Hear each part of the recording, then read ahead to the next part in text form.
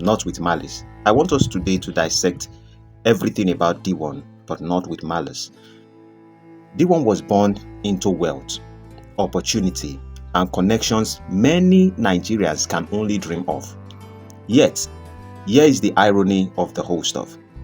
Generational wealth without generational wisdom is I'll call it a ticking bomb, or a ticking time bomb, because his family's fortune provided him comfort, but failed to teach him the one thing that matters.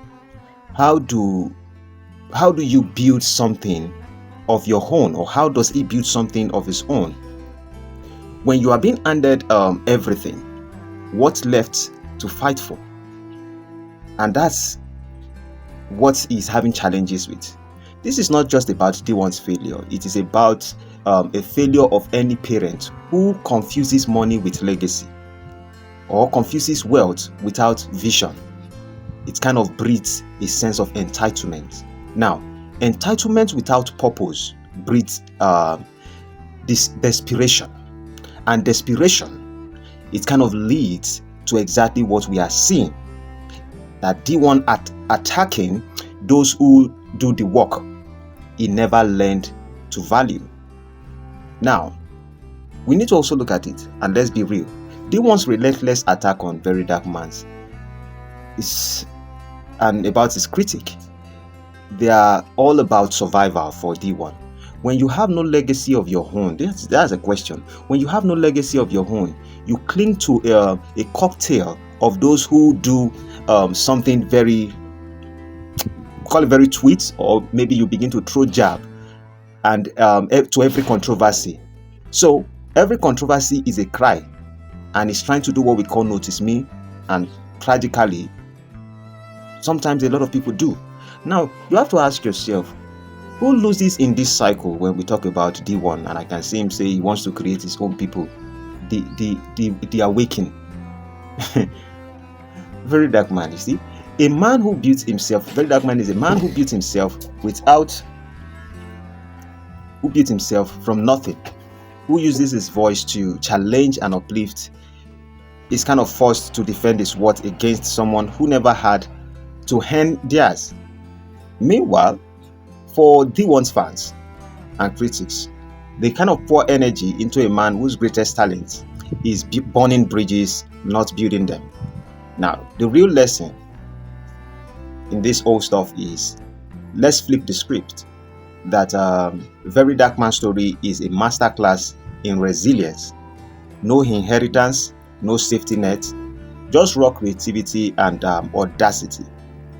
Let's say his success isn't just personal, it's a middle finger to every system that says you need privilege to matter within a society.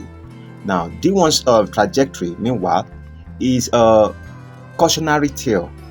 His failed career in comedy, his failed crafts, and I think his failed vision, it's kind of fuels him to want to make something and to draw attention to himself, to make sure he looks something relevant or is being noticed. So the question is why? Because failure only destroys you if you have never learned to get back up.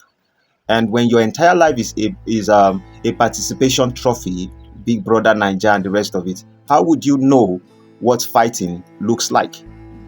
So the real question here is to VeryDarkMan's fans: what if you stop giving DeeOne what he craves? Attention is oxygen to him. Stop fanning the flames. You see, to the wealthy parents, I would like you to listen. What will your children inherit? A bank account, or an innovative or creative and contributing mindset? And to DeeOne himself, perhaps if you are listening, when the noise fades, what will be left of you? All you are going to have is either an hashtag or a legacy. And I know you love the hashtag more than the legacy. So I think let's stop wasting breath or hatred. Let us channel those particular things on a mission and on a vision that actually makes sense. So DeeOne's story doesn't have to be a tragedy. It can be a wake-up call that wealth without work is worthless. Fame without focus, na rubbish. And he doesn't have anything to focus on. And I think that tells a lot of story from where he came from. They failed him, and he's returning the favor by failing them himself.